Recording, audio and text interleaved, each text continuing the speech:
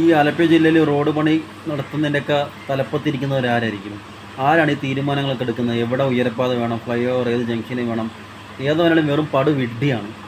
ഒരു വിവരമില്ലാത്ത ഏതോ ഒരുത്തനാണ് ഇതൊക്കെ തീരുമാനിക്കുന്നത്.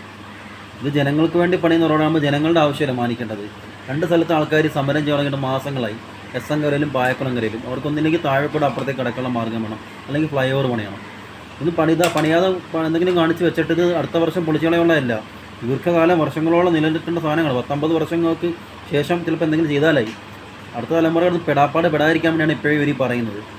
ഈ പല ജംഗ്ഷനിൽ ഫ്ലൈ ഓവർ പണിയുന്നുണ്ട്. അത് ഏറ്റവും വലിയ കോമഡി ആയിട്ട് തോന്നുന്നത് കലവൂരിനിപ്പുറമുള്ള വലിയ കലവൂരും തോട്ടപ്പള്ളിക്ക് ഇപ്പുറമുള്ള ഒറ്റപ്പനയും. ഈ രണ്ട് സ്ഥലത്ത് അവിടുത്തെ അമ്പലത്തിൽ ഉത്സവം വന്നാൽ പോലും ഒരു നല്ല ജനത്തിരക്കോ റോഡ് തിരക്കോ ബ്ലോക്കോ ഒന്നും വന്ന് ഞാൻ കണ്ടിട്ടില്ല. കാരണം പട്ടിക്കട എന്നൊക്കെ പറയാൻ പറ്റിയ സ്ഥലമാണ്.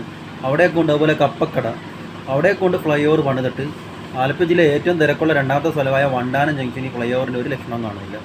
മറ്റൊന്ന് വളഞ്ഞവി എസ്.എൻ. കവല ഭാഗം നല്ല തിരക്കുള്ള സ്ഥലമാണ്. അവിടെ ഫ്ലൈ ഓവറില്ല. എസ്.എൻ. കവല അവിടെ റോഡ് അടഞ്ഞു പോയ പ്രശ്നം എന്ന് വെച്ചാൽ ചമ്പക്കുളത്തേക്കും അവിടെ നിന്ന് എടത്തുവയിലേക്കൊക്കെയുള്ള ചങ്ങനാശ്ശേരിയിലേക്കൊക്കെയുള്ള ഒരു നല്ലൊരു റോഡാണ്.